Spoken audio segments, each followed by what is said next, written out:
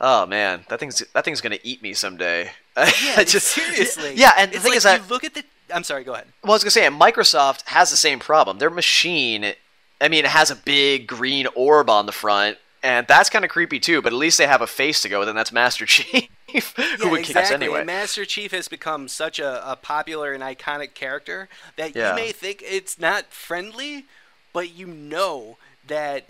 you know And who he I is. think that's a part of the reason why the Xbox 360 has cornered a lot of the online market and the shooter market, and because they equate Master Chief, they equate Halo, they equate multiplayer.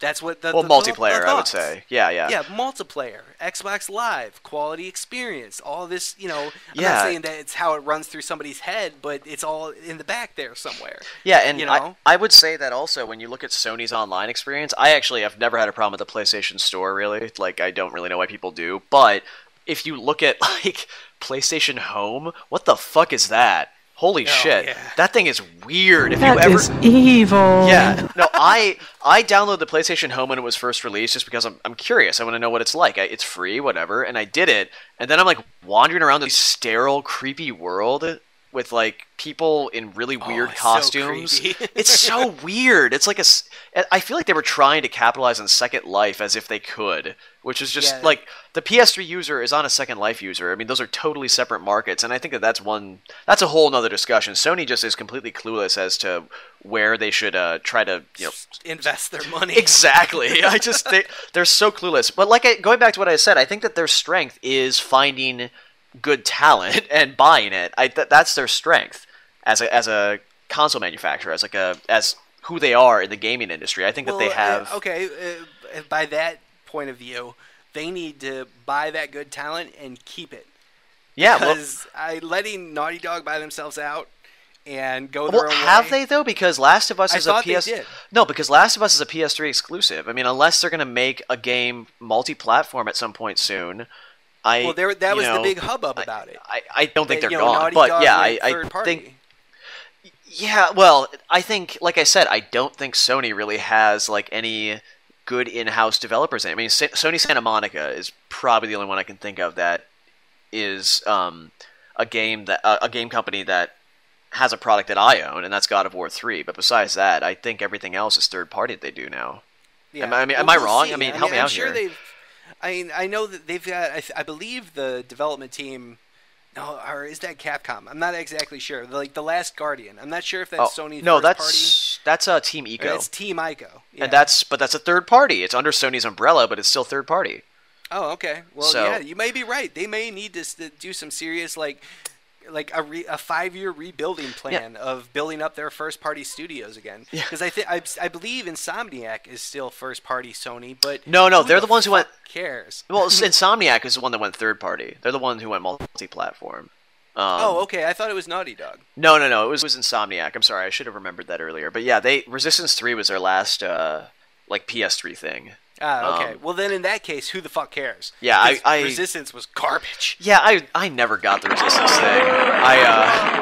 Just to go on that, I remember like when I first got my PS3, I think I got Oblivion with it because obviously, why the hell would I not? Oblivion's awesome. But I was like thinking, okay, I'm playing it, I'm good, and then like I got through enough of it where I got kind of bored. I was like, what am I gonna get next? And then I was like, okay, I'll rent Resistance and see what this is like. And then I played like the first couple hours of it.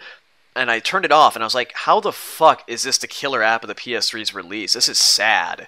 And then I was oh, and I crossed my fingers, like, there needs to be a good game for this system as soon as possible. Thankfully, Metal Gear Solid 4 came out, but that was like 2 years later, so... Right.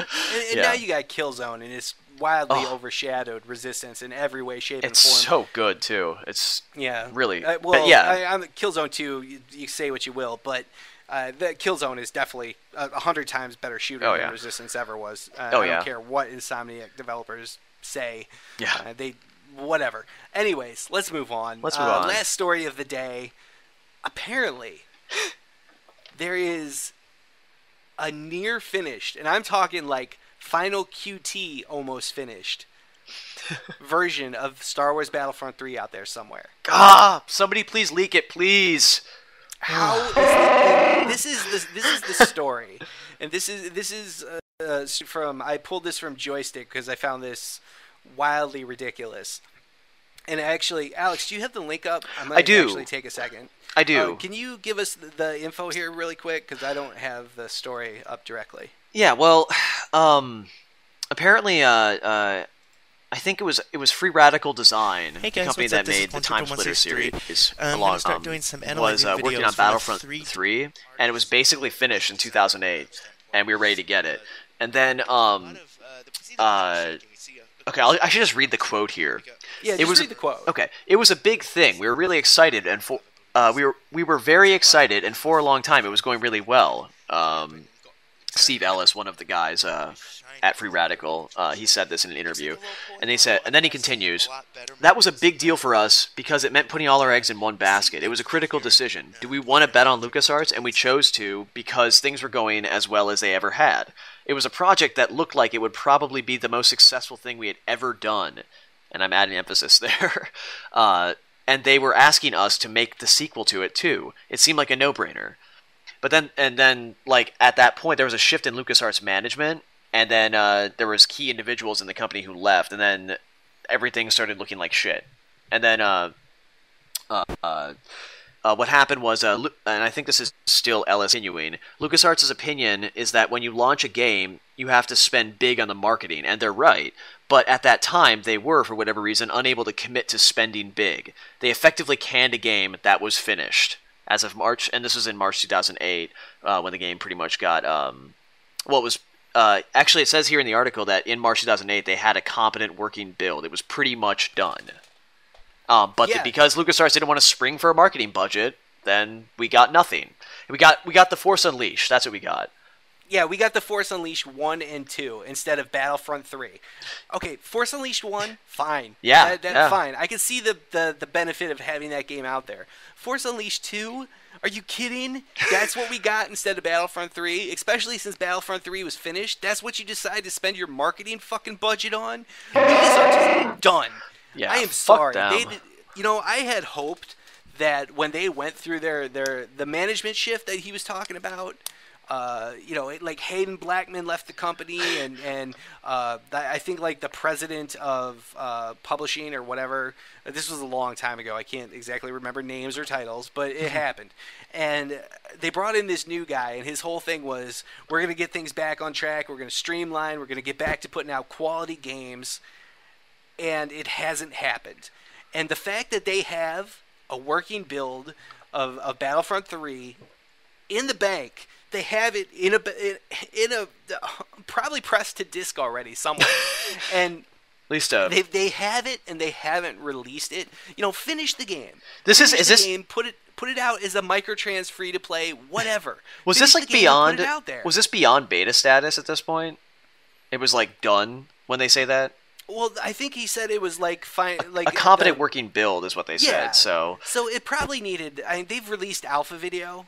It's been leaked out there. We've seen it. And the game is pretty much done. It needs, some texture work.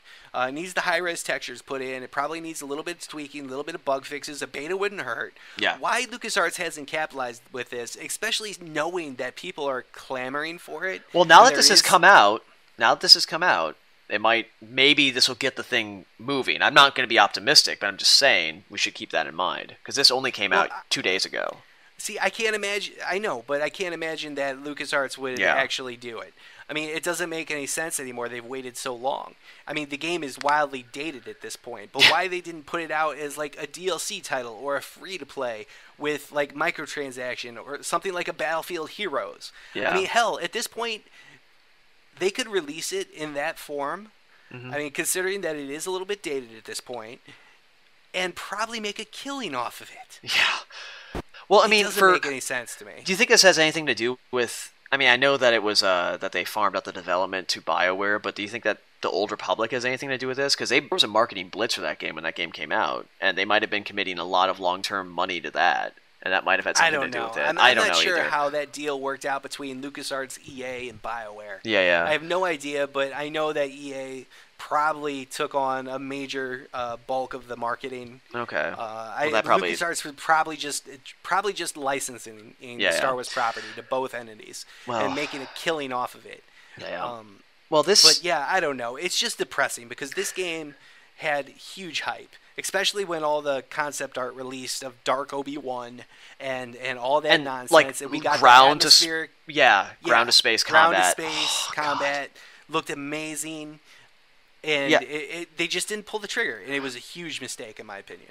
Oh, and I completely agree. This actually makes me really legitimately sad for two reasons. One is obviously because it's fucking Battlefront 3. I mean, I love Battlefront 2. That is one of my favorite games. I think I played that game on my Xbox more than any other game I owned, except maybe like Halo or Halo 2. But I logged so much time into that game, and it was so fun. And it's still fun. I've actually, like, about a year ago, I remember digging out my Xbox because I was sick of all my PS3 games, and I just played Battlefront 2 for a couple hours, and I had a blast. And that one of the greatest things about that game, you could play it by yourself or online, and it would still be fun. I mean, it didn't matter. It was still great. I thought Battlefront 2 had a really decent single player campaign. Oh yeah, that it was great. Interesting. Great story too. It tied everything in a cool way. But to get to my other point of why this is even more sad for me personally, is you're exactly right. LucasArts is done, at least for me personally, and why that's so sad is because LucasArts is literally responsible for making me into a gamer. I mean, I was a kid. I was loving Star Wars left and right. I was reading the books every so often. I was watching the movies, and then there's games like Dark Forces out there, or X-Wing, or TIE Fighter, or X-Wing Alliance, more accurately, and they are the company. Their products, along with non-Star Wars products too, but it was their company that got me really passionate about video games, and now this shit happens, or we find out about this shit. It's so depressing to me. Well, I don't want anybody to take me out of context here. When I say LucasArts is done, I'm primarily talking about their video game division. What? I mean, the glory days of X-Wing versus TIE Fighter and Super Star Wars and even Shadows of the Empire. Oh yeah. Games like hell, I even enjoyed Jedi Outcast. Episode 1 Race.